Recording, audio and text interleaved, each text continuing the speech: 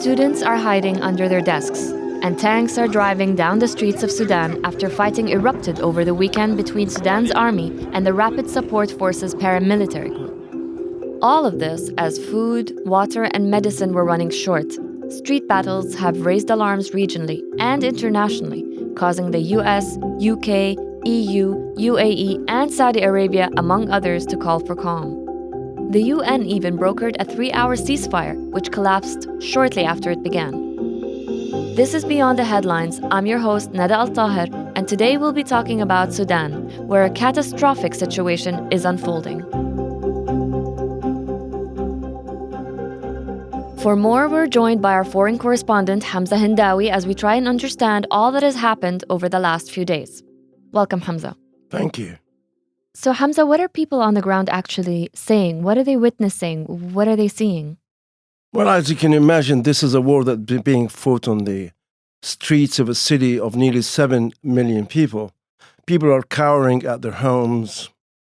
They're not keen on venturing out, but they do to get food and medicine for their children, for their loved ones. Power and water supplies are intermittent, and homes are being constantly rocked by the thud of artillery and the jet fighters that are flying low over the city. It's not a pretty situation. It is the kind of fighting that Khartoum had never witnessed before, even though the city was briefly the battlefield of coup attempts and coups over the 60-plus years since independence. Do we know why all this started? What is the rift between the two warring parties that sparked all of this? Let me start with saying that the Rapid Support Forces and the army have been locked in a marriage of convenience that was significantly uncomfortable since the overthrow in 2019 of dictator Omar al-Bashir. They were partners representing the military side in a partnership with pro-democracy movement in an administration that took office in 2019, and then again in the administration which is led by the military following a coup in October 2021. This particular conflict is a culmination of months of tension between Army Chief and Military Ruler General Abdel Fattah al-Burhan and the RSF Commander, General Dagalo, better known as Hemeti. Ostensibly, this fight is about disagreements over the integration into the armed forces of the RSF, the Rapid Support Forces. Clearly, General Hemeti does not want his force to be integrated into the army because by doing so, he loses his leverage that has increased significantly since 2019 with modern weaponry, more men in uniform, recruiting foreign military advisors to train his troops, and procuring arms abroad.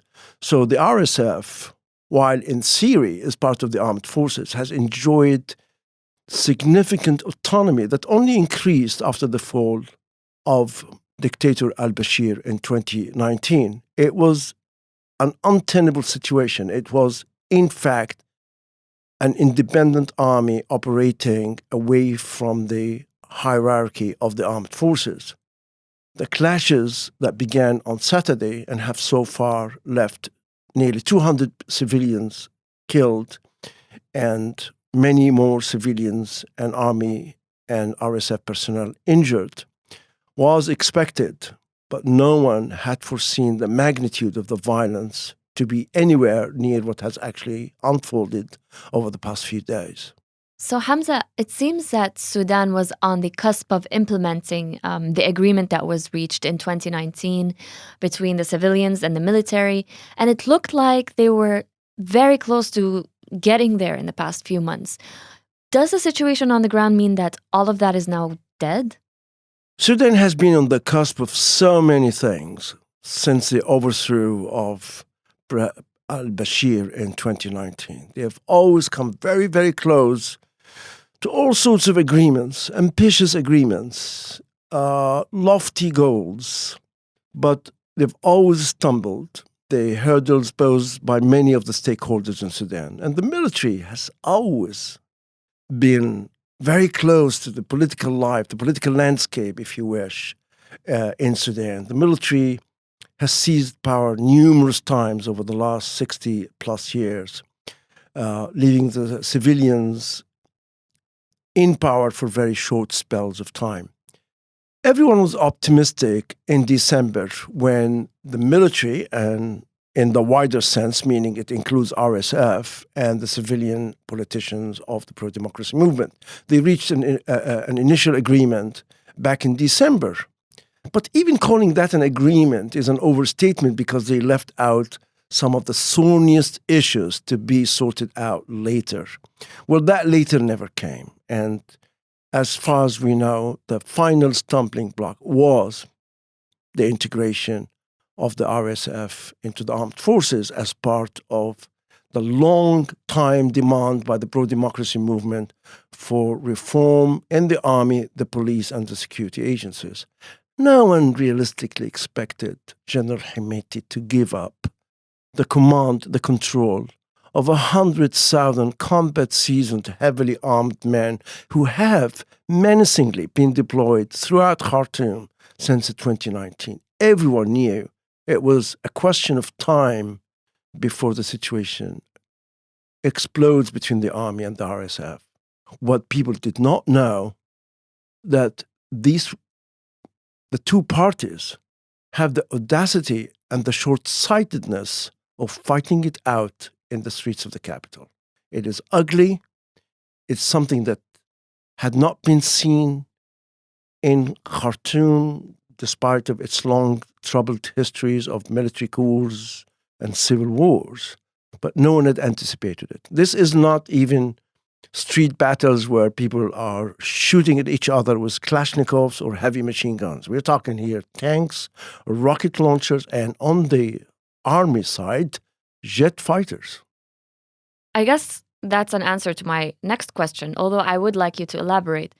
We have seen a massive international rally to end this battle that's been going on the past few days, and as you said, has devastating impacts.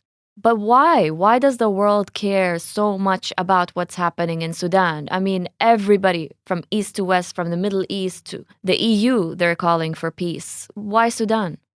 Sudan is a tragically underdeveloped nation, but it's also a vast nation that sits, or for better phrasing, it links the Middle East to the heart of Africa. But while Sudan seems to be impoverished, and many people get the impression that what happens in Sudan does not really impact on anyone outside Sudan, that is not true. Take Egypt, for example. To Egypt, Sudan is the actual extension of national security of Egypt. Now, think about the long Red Sea coastline that Sudan has. That is strategic at a time when world powers are vying, and regional powers, I hasten to add, are vying for influence, for leverage, for control of the Red Sea and the strategic waterways linking the Gulf and Asia to Europe through the Suez Canal. Not only that, at this point of our lives, the whole world is suffering from food shortages, soaring food prices. And how does Sudan come into this? Sudan has immense potential to be not just a food basket for the region, but a food basket for the entire world. I know this is tired, and it's a cliche that has been used for many years, even decades, but the potential remains there. All that Sudan needs is stability and durability, so investors from the region or beyond can go in there and tap that potential for the benefit of the region and perhaps the entire world. So before any of this happened, and while we were still talking about a political power-sharing agreement, it seemed that the civilian powers on the ground, the opposition, if you will, had a lot of say and sway, and their voices were heard, and their calls were heeded. But where do they stand right now? What is their power, if at all? Does it exist even? Okay, let me just point out the initial agreement reached in December was not about power sharing. It was clear-cut. The military quits politics. The economic empire built by the military should be dismantled or handed over to the finance ministry to run. and for the RSF to be integrated into the armed forces, and for a civilian, possibly the prime minister, heading the Security and Military Council of the country. It's ambitious, almost dreamy, and it's only for anyone who's been observing Sudan for years. Everyone knew that it was, while it looked good, it was just too lofty to implement in a country like Sudan, where, as I said earlier, the army is never far from the political scene. Now, where do civilian politicians, pro-democracy activists stand vis-a-vis what happened in the last few days? Well, they're going through the motions of calling for a ceasefire. They're going through the motions by calling for dialogue. But many of them are just waiting on the fence to see how this pans out. They don't have a stake in that. And they're waiting for one party to emerge victorious. And from what I've been told by activists in Khartoum, they're waiting for that moment so they can start rallying on the streets against the victorious party. You have to bear in mind that if RSF wins this battle, the RSF is not going to live up to its pledges of democratic rule or civilian-led government. Absolutely not. If the army wins this battle, also it will be a new ball game, and they will be very, very reluctant to honor the provisions of that initial agreement reached in December and step aside and let a civilian prime minister be what amounts to the supreme commander of the armed forces, because that's what's being envisaged, a system that mirrors systems in some of the old democracies in the West, that a civilian is indeed the commander-in-chief of the armed forces. Now, the military in Sudan as an establishment, it's hard to imagine them accepting such a formula.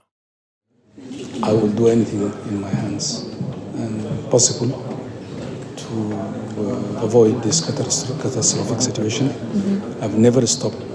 I've been talking to them, talking to all the partners, whether it's the US or UK, Europe, the Africans, been in touch with the IGAD, which they are having a summit today, talk to the African Union, to the leaders in the region, here in the leadership here in UAE and other places, and I will continue this effort. How have you seen the response from the UAE and Saudi Arabia towards this? Excellent. Okay. You just heard former Prime Minister Abdullah Hamdok, who was speaking to me on Sunday following a press conference in Abu Dhabi. He was detained by Sudan's military outfits in 2021 and is now calling for the warring sides to sit down on the negotiating table. He also said at that conference that any winner of this war is effectively a loser. Hamza, would you agree?